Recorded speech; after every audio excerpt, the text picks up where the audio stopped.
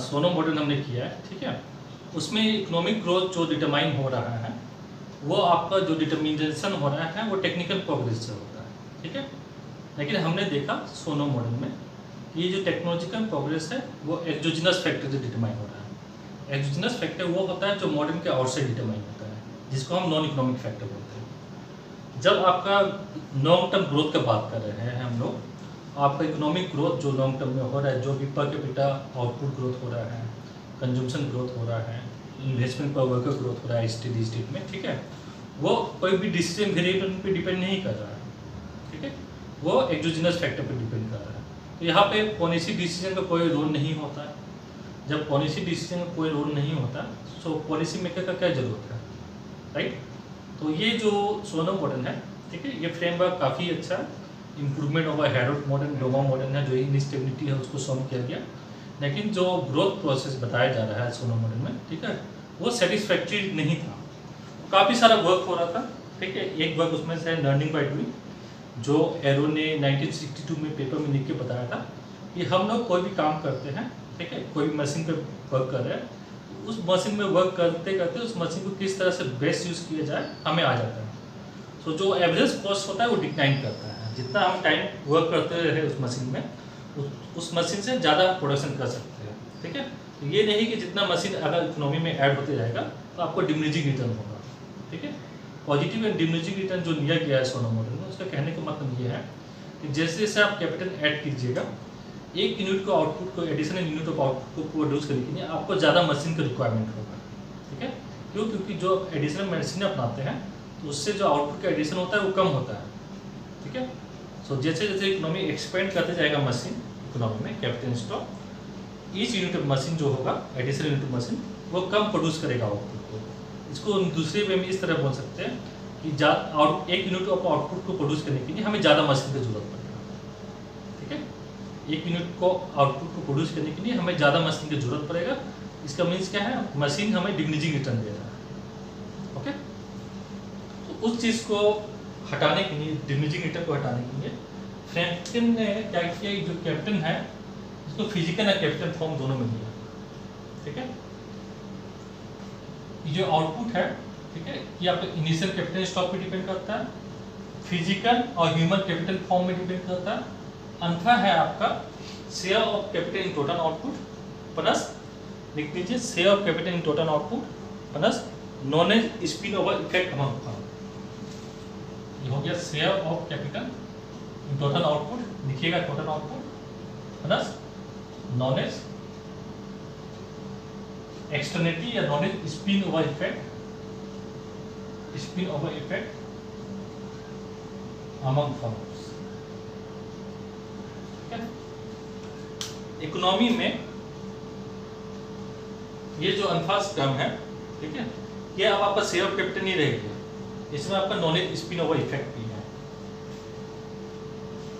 जब मैं बात करता हूँ इकोनॉमी में शेयर ऑफ कैपिटल का, ठीक है, जैसे जैसे आप प्रोडक्शन बढ़ाइएगा, ठीक है, अमाउंट ऑफ कैपिटल रिक्वायरमेंट बढ़ते जाएगा तो आपको डिमिनिशिंग रिटर्न हो रहा है, ठीक है।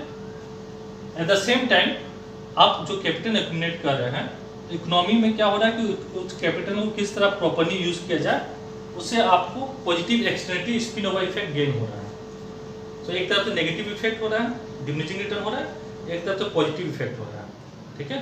इसमें बोला गया कि दोनों बैलेंस आउट हो जाएगा। ये अल्फा आपका इक्वल टू 1 होगा, ठीक है। ये अल्फा जो दोनों का एडिशन है ये इक्वल टू 1 होगा। अगर इसको इक्वल टू 1 लेते हैं, ये आपका कोऑर्डिनेट प्रोडक्शन फंक्शन हो गया, तो आप इस कोऑर्डिनेट प्रोडक्शन फंक्शन को इस फॉर्म में लिख सकते हैं, y इक्वल टू a, ठीक है। ये तो प्रोडक्शन फंक्शन आपका हो गया, ठीक है। सप्लाई साइड में अगर आप एक ही मॉडल देखते हैं, एक ही मॉडल सप्लाई साइड में आप आउटपुट क्या लिख सकते हैं, y इक्वल टू a है। हम एक ही मॉडल देखते हैं, ठीक है। तो output is some proportion of your capital stock, output is some proportion of your capital stock. Next demand side, demand side, ठीक है। डिमांड साइड में क्या है,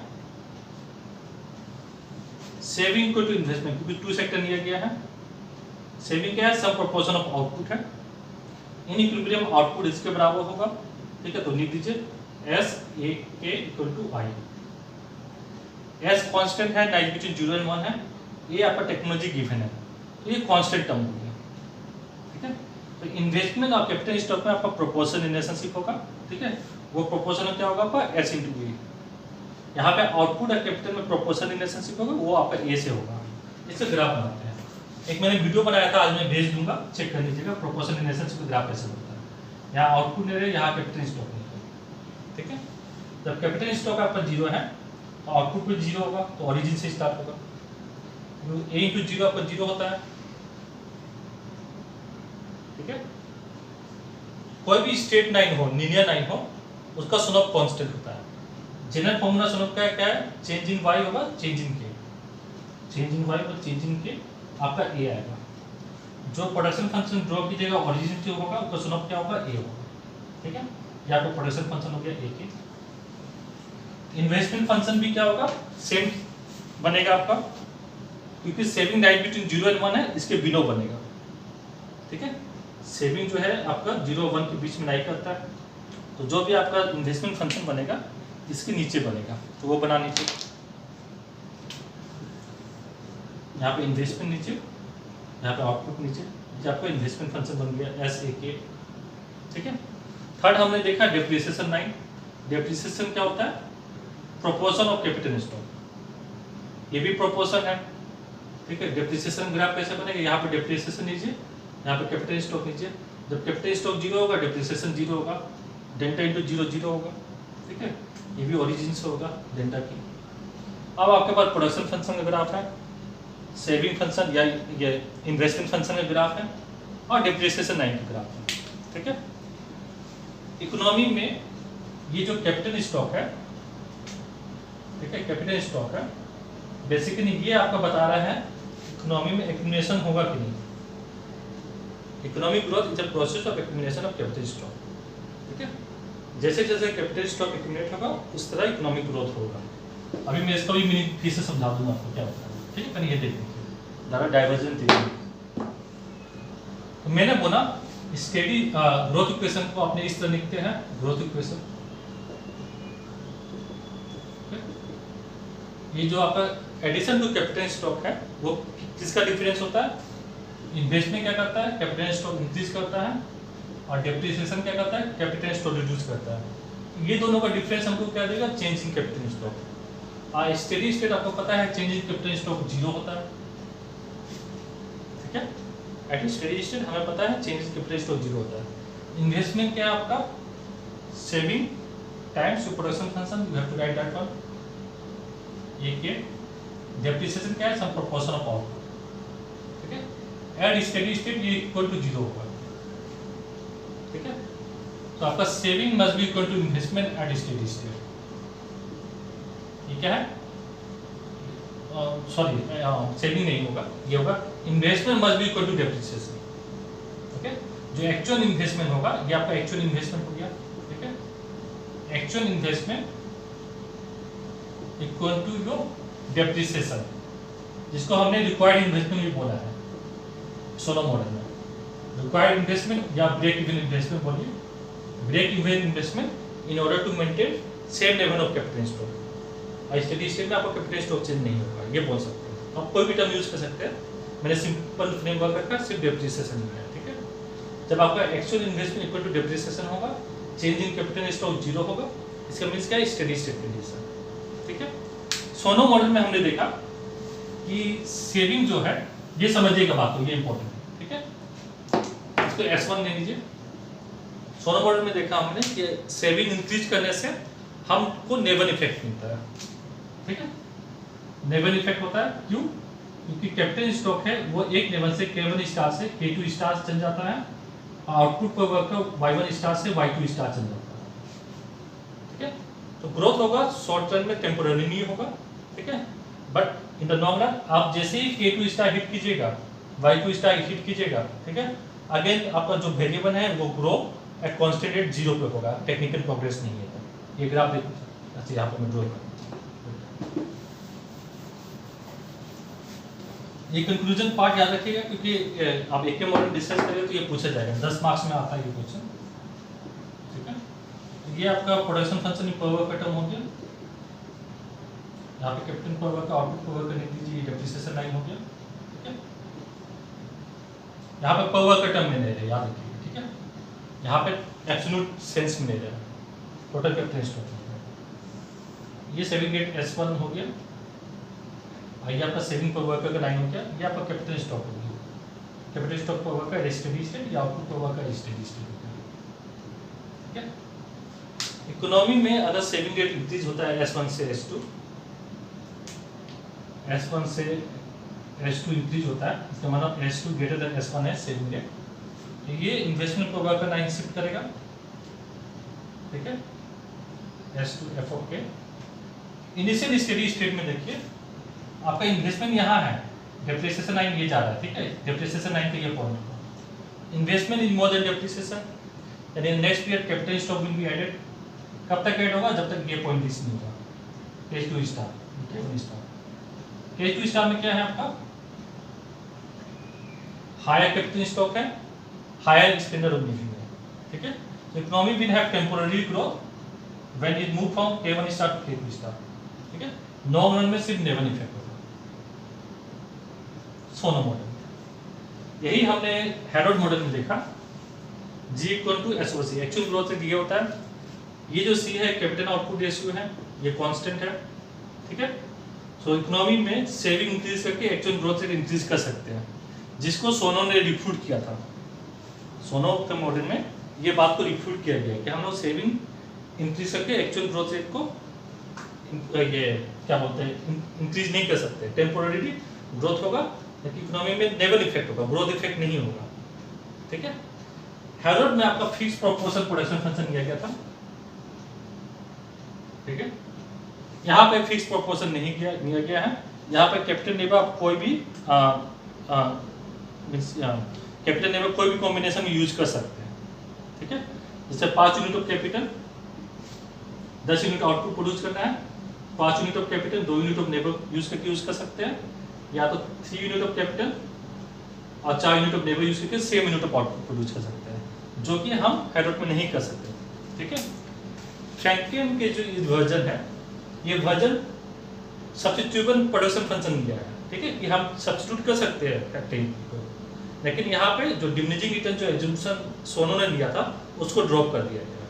ठीक है, सोनो ने फिजिकल फॉर्म ऑफ कैपिटल को लिया था। इसमें बोला गया है कि जो कैपिटल हम ले रहे हैं उसको हम फिजिकल और ह्यूमन कैपिटल के फॉर्म में लेंगे, तो कैपिटल में डिमिनिशिंग रिटर्न नहीं होगा। ठीक है, नॉलेज एक्सटर्निटी होता है। अगर नॉलेज एक्सटर्निटी गेन अमंग फॉर्म होता है, ठीक है, जो भी डिमिनिशिंग रिटर्न फिजिकल कैपिटल का हो रहा है ह्यूमन कैपिटल फॉर्मेशन से, ठीक है, वो क्या होगा? डिमिनिशिंग रिटर्न टेक केयर हो जाएगा। ठीक है, वो डिमिनिशिंग रिटर्न को टेक केयर किया जा सकता है ह्यूमन कैपिटल फॉर्मेशन से। ठीक है, तो ये कारण से हमें एक टाइप प्रोडक्शन फंक्शन मिलता है। अब ये कंक्लूजन में आते हैं। ठीक है, जैसे हमने 2 सेक्टर का बात किया, पॉलिसी मेकर का बात करते हैं। ठीक है, ये तो आपका हो गया कंडीशन। ठीक है, कि चेंज इन कैपिटल स्टॉक नहीं होगा। ठीक है, क्या इकोनॉमी में अगर ह्यूमन कैपिटल फॉर्मेशन हो रहा है कैपिटल एक्यूमुलेशन के थ्रू, इट इज पॉसिबल कि हम लॉन्ग टर्म ग्रोथ बढ़ा सकते हैं सेविंग इंक्रीज करके। सेविंग से बेसिकली क्या होता है? इंक्रीज करने से इन्वेस्टमेंट होगा, इन्वेस्टमेंट इंक्रीज होगा। इन्वेस्टमेंट होने से क्या होता है? Addition to capital stock increase होगा। और इकोनॉमिक ग्रोथ मैंने क्या बताया? इकोनॉमिक ग्रोथ क्या होता है? इंक्रीज इन रियल आउटपुट, है ना? बाय डेफिनेशन इकोनॉमिक ग्रोथ मतलब क्या होता है? Increase in real output over time. ठीक है, increase in real output over time कैसे होगा? जैसे हम ज्यादा कैपिटल एक्यूमुलेट करेंगे उसमें ज्यादा प्रोड्यूस कर पाएंगे, राइट? तो increase in real output over time means increase in capital stock होने के कारण अगर कैपिटल एक्यूमुलेशन हो रहा है, अगर ये कर रहा है तो ये ऑटोमेटिकली आपका फुलफिल हो जाएगा। ठीक है, अगर कैपिटल एक्यूमुलेशन हो रहा है, मोर आउटपुट गेन आउटपुट, जो क्वांटिटी ऑफ आउटपुट होता है प्रोड्यूस कर पाएंगे। ठीक है, तो इस मॉडल में बताया गया है कि सेविंग करके जो सोनो में बोला गया है कि नहीं होता है ग्रोथ रेट, वो गलत बात है। अगर कैपिटल को हम बहुत फिजिकल ह्यूमन कैपिटल के फॉर्म में लेते हैं तो हम ये शो कर सकते हैं, दिखा सकते हैं कि by increasing saving permanent growth increase हो सकता है, इकोनॉमी में परमानेंट ग्रोथ हो सकता है थ्रू ह्यूमन कैपिटल फॉर्मेशन। ठीक है, वो देखिए अगर हम सेविंग इंक्रीज कर देते हैं S1 से S2, तो मेरा एक्चुअल इन्वेस्टमेंट क्या हो जाएगा, S2 AK। Okay, investment generate क्या लिख रहे हैं आप, SAK, सब कुछ सेम है, सिर्फ सेविंग इंक्रीज हो गया। ये ग्रेटर देन क्या होगा, जो आपका ब्रेक इवन इन्वेस्टमेंट के इक्वल जो आपका सेविंग इन्वेस्टमेंट है S1 AK। ये दोनों टर्म्स सेम है, S2 ग्रेटर देन S1, देखिए ऐसे S2 ग्रेटर देन S1 है, ठीक है, उसमें दो टर्म सेम लिख दिए, तभी आपका ये इनइक्वालिटी साइन मेंटेन रहेगा, राइट। ये किसके बराबर है, आपका break even investment as steady state के बराबर है, ठीक है। ब्रेक इवन इन्वेस्टमेंट लिख दीजिए या डेप्रिसिएशन जो भी है लिख दीजिए। Investment is more than depreciation.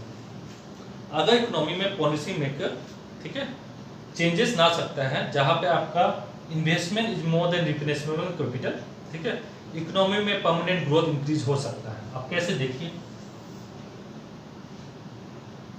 यहाँ पे आप लिख दीजिए, सिर्फ मैं आउटपुट लिखता हूँ, इन्वेस्टमेंट डेप्रिसिएशन भी लिख सकते हैं साथ साथ में, कि आप ग्रो कर रहे हैं डेप्रिसिएशन 9 इन्वेस्टमेंट 9, ठीक है, आपको लिखना लिख सकते हैं, यहाँ पे कैपिटल स्टॉक लिख दीजिए। इतना लिखने की जरूरत नहीं है, वो अंडरस्टूड रहता है, ठीक है। आउटपुट की हमें आउटपुट पे फोकस करना है और कैपिटल स्टॉक पे फोकस करना है, ठीक है।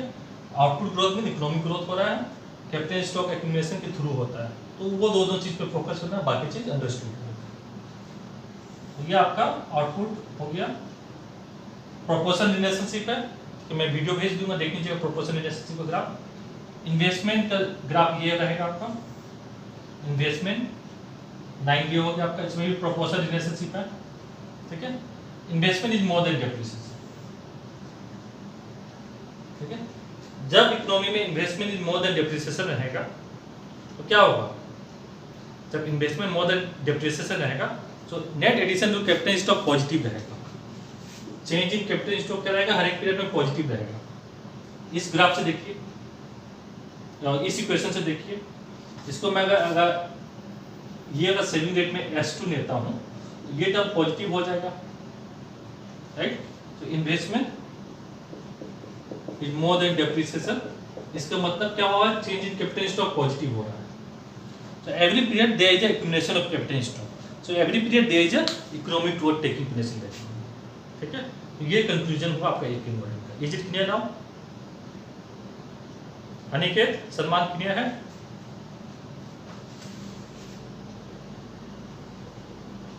क्लियर होंगे लास्ट कंक्लूजन पार्ट? ओके।